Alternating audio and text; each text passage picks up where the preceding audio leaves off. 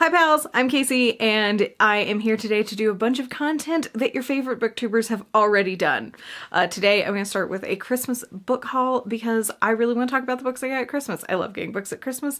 I think it's super exciting and I want to talk about it. So let's do it. Okay, I'm going to start with books that I bought for myself because I'm selfish and I really wanted books, and when I didn't get them at Christmas I bought them for myself because I'm ridiculous. The first I'm going to start with is The Lathe of Heaven by Ursula K. Le Guin.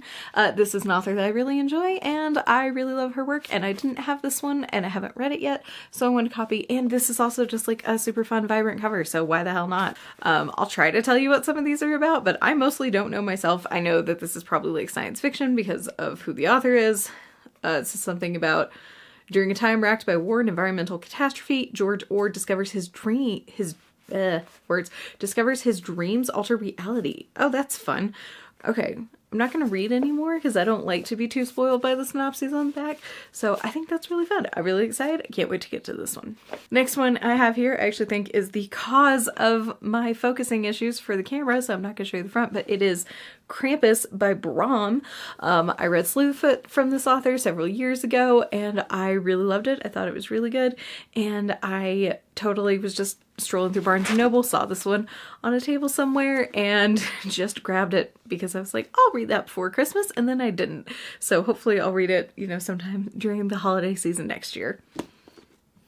Do I know what this is about? No, but I assume it is about Krampus and probably like small town United States and like tormenting children and stuff.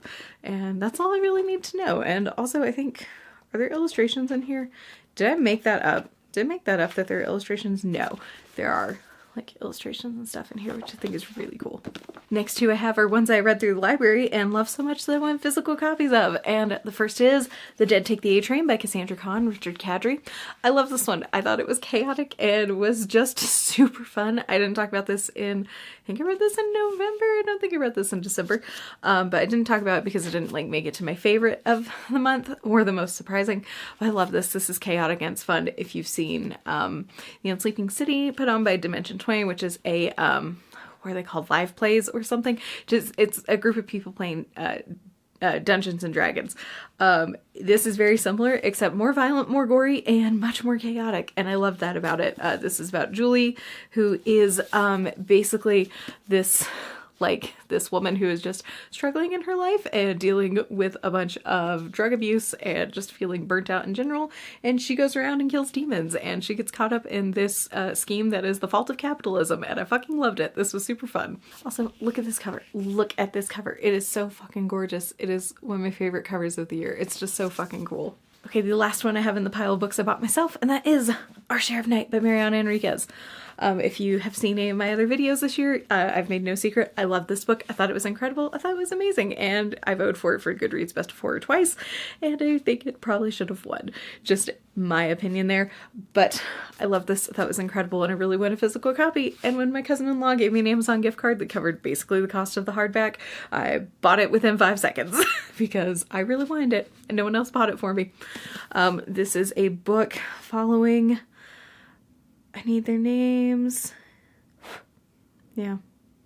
We're not going to give me both names, just one name. Okay. This is the story, I'm pretty sure I remember them, but I'm not going to say it in case I'm wrong. This is the story following a man and his son as they are going on a bit of a road trip, and it follows them throughout a lot of their lives.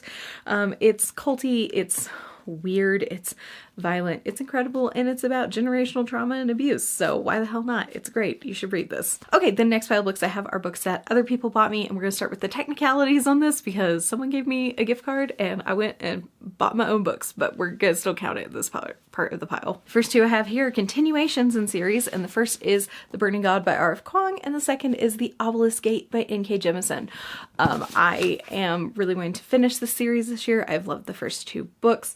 I'm not going to try to give you synopses for these because they are continuations of series, and I think that that can spoil something, but I'm really excited to finish this one, and I knew that even though I am probably going to get the ebook from the library that I really wanted a physical copy of this last book to complete the collection because I'm a completionist about stuff like that. And so I went out and bought it, and the same kind of goes for The Obelisk Gate. I haven't talked about this yet because I read it in December, but the 5th season, the first book, it was really good. It was so good that I really wanted to also have a physical copy of the second one, even though I haven't read it yet. So I went out and I bought it at full price because I'm ridiculous. The last one I have in this pile is Saurland by River Solomon.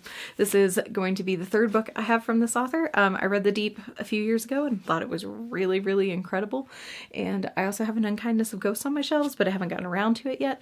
And when my spouse saw this at the bookstore used for $10, a full, like, beautiful hardback version, I was like, hell yeah, we have to get that. And it used up the rest of the gift card, so why not? Let me see what this is about. You can trust my brief reading of the dust jacket here. This is following Vern, a young woman who is pregnant and struggling with the expectations of her religious upbringing, and she escapes into the woods, and then there is spooky weird shit that happens. It's a really, really dumb synopsis, but that's what I got. And I don't want to know much more because I want to go into this one pretty blind, and I'm really excited to have it. Moving on to all the books that other people actually bought me and I didn't go out and get myself with their money.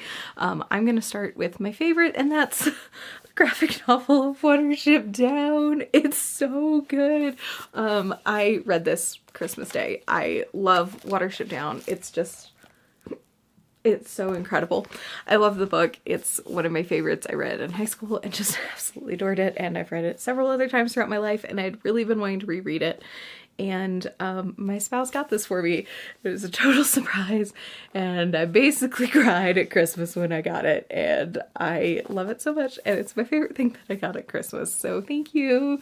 You did amazing. Moving on, outside of me just gushing about that, I have Cradleland of Parasites by Sarah Tantlinger.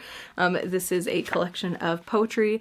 I believe this is mostly following like plagues and plague doctors. That's why you've got this person with the plague doctor get up on the front cover. I'm not sure if you can really see that on the camera. I'm very excited about this. I love To Be Devoured by this author, and I really want to try some of her poetry. So thank you, Jacqueline. I really appreciate this. Jacqueline and Giancarlo. I did not mean to forget one of you. I'm so sorry. Next one I have here is Never Whistle at Night, a dark fiction Indigenous anthology. I'm super excited about this one. I love anthologies. I love having them, and this is the one that I think out of all the anthologies that were kind of coming out this year with a lot of hype around them, this is the one I was the most excited about. I love Indigenous fiction and I love dark fiction, so I think this is going to be the perfect mashup of the two, and I'm just really excited to get around to it. And also, again, just look at that cover. It's just so good. It's so good. It's so vibrant and fun. I love it. The next book I have is Mother of Strangers by Suad Amari. I will correct that later whenever I read the novel. I'm so sorry. This is a fiction book that is based on a real life story, and this is following two young people in the city of Jaffa as starts in 1947, and then very quickly into it, it starts discussing the bombing of the city and the displacement of the peoples there, and it is following these two people, I believe, throughout their lives, and I am just really excited to read this one. I think this is going to devastate me, and I'm just going to keep talking about it because people just bought me really bomb-ass covers, and like, look at that with the orange there and everything. It's an incredible cover, and I think this is going to be a really important piece of literature that I read this next year, and I'm very excited to read it. Next one I have is a nonfiction, and it is The 100-Year War on Palestine, a history of settler colonization and resistance, 1917 to 2017. I think that this goes without saying why this is really important and why I'm so excited to have this. I am currently on hold with my library for this one. I think at this point, after being on hold for 2 months now, I am number 147 in queue or something. I don't know. A lot of people are reading this. I think it's really fucking important, and I'm excited to have a physical copy of this as well, because even if I read this physically or I listen to the audiobook of this, I think it's going to be one of the most important pieces of nonfiction that I read this year, and I'm very excited to get around to it, and I'm very happy to have it on my shelves. The next one I have is The Best American Science Fiction and Fantasy, edited by R.F. Kuang, and this is for 2023. Last year I read read the version of this that was for 2022, and I absolutely loved it. I thought every story in there, with the exception of like one or two, were absolutely incredible and amazing, and I really was just so excited. So when I saw R.F. Kuang was editing this year's, I got very excited and immediately put it on my want to read shelf on Goodreads, because I really do want to read this, and I really hope it's just as good as last year's, and I can't imagine it's not. Next one I have here is Gleanings. These are short stories in the Arc of the Scythe series. This is by Neil Shusterman. I really love the Scythe series. I thought it was really fun and really engaging. It's one that I shared with my spouse, and we had such a good time reading it, and I was so excited when I saw that this came out, and I was so happy to have this for Christmas because I think this is going to be fun, and it's going to be fun to revisit this universe. Next one I have is another short story collection, and it is Sabrina and Karina by Kali Ferrado Astin. And again, I am probably mispronouncing that name. I will correct it at some point, I promise. And this is just another short story collection. This was a National Book Award finalist. I don't really know anything about this, except I, at some point in time, read what these stories were supposed to be about and put it on a list because I thought it sounded amazing. And I love this cover. Look at that. That's incredible. It's amazing. And I'm just excited to get around to this. I love having short story collections, and I love that everyone just helped support that buying habit of mine of just having a bunch of them on my shelves I haven't read. The next one I have here is another anthology, and it's Queer Little Nightmares, an anthology of monstrous fiction and poetry. This I'm just super excited about. Again, just gorgeous cover, and I love having anthologies, and I love having like more specifically like targeted anthologies, like Never Whistle at Night being an Indigenous one, this one being very specifically queer. I'm super excited, and I think this is going to be a great time, and I'm very excited to read it. The next one I have is Don't Call Us Dead by Danez Smith. This is another collection of poetry, and I'm so excited to have it. I heard this is really incredible. Again, it's another National Book Award finalist, and if that means anything, then that means I should be in for a very good time with some of my reading. Next one I have is my last poetry collection, and it is The Butterfly Bruises by Palmer Smith. I don't know much about this. I started this, I read the first couple poems in here, and I thought they were really good, so I'm really excited to read the whole thing. And I'm just super excited that everyone supported my habit of like not remembering what books were on my lists and getting them for me anyways. Two more and then we're done. And so the first of those is Rouge by Mona Awad. I don't know if you can actually see it in the camera. Oh, yep, you can see. This got glitter all over it. Christmas bags always have glitter on them. Why? And this got set down something glittery, and so now it will forever have green glitter on it.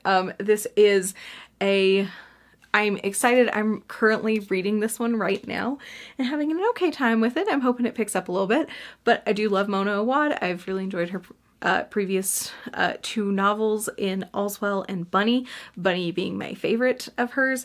And so yeah, I really wanted to get around to this. This is a lot about the beauty industry. This is following Belle, whose mother has unexpectedly passed away, and now she is dealing with the grief, but she is also like being sucked into this this weird, like, is it real, is it not, kind of like beauty cult thing going on. I don't have a better explanation for it.